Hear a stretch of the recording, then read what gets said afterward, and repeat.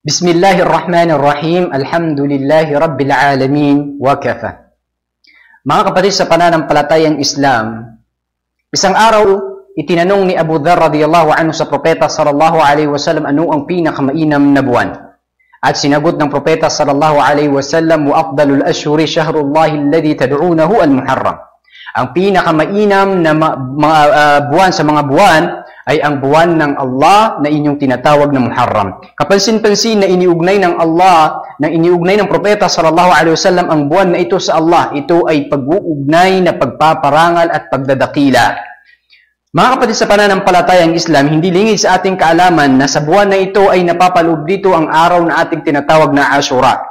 Ngunit sa araw na ito ay mayroong 4 na grupo ng mga tao kung saan magkakaiba ang kanilang mga sinasagawa dito sa araw na ito. Una ay ang unang grupo ng mga tao ay sila yung mga taong kinuha at pinanghawakan ang gabay sa kanila ng kanilang propeta sallallahu alaihi wasallam. Yun ay ang nabanggit sa hadith ni Ibn Abbas radiyallahu anhuma na kanyang sinabi ng makarating ang propeta sallallahu alaihi wasallam ay nakita niyang mga Hudyo na sila ay nag-aayuno sa araw na ito at kanyang tinanong at kanilang sinagot, ito ang araw na sali, ito ang araw na mabuti na iniligtas ng at araw na kung saan iniligtas ng Allah ang angkan ng Israel at ito ay pinag-ayunuhan ni Musa at sinabi ng propeta sallallahu alaihi wasallam, ako ang higit na may karapatan sa inyo kay Musa na pag-ayunuhan ang buwan na ito. Kung kaya't ito ay pinag-ayunuhan ng propeta sallallahu alaihi wasallam at iniutos sa kanyang mga sahaba. At ito ang nagpatuloy ang pag-ayuno sa buwan sa araw na ito. Hanggang sa dumating ay kalawang grupo na ang kung tawagin ay sila ay mga Shia.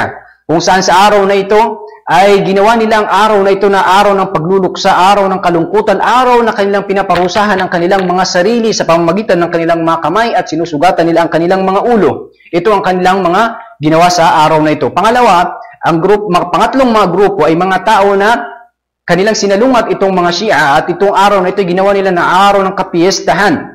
Nagluluto sila at nagpapakain sila sa araw na ito, nilalantad nila ang kasiyahan sa mga araw na ito. At ang pang-apat na grupo ay mga taong walang pakialam sa araw na ito. Walang pakialam sa araw na ito, hindi nila dinadakila, hindi nila pinag-aayunuhan. Mga kapatid sa pananampalatayang Islam, ang pinakamainam ay ang panghahawakan kung anuman ang gabay sa atin ng propeta sallallahu alaihi wasallam. Sa isang hadith, sinabi ng propeta sallallahu alaihi wasallam, inni tarikum fikum shay'ani ma in tamassaktum bihima lan tadillu ba'di, kitaballahi wa sunnati.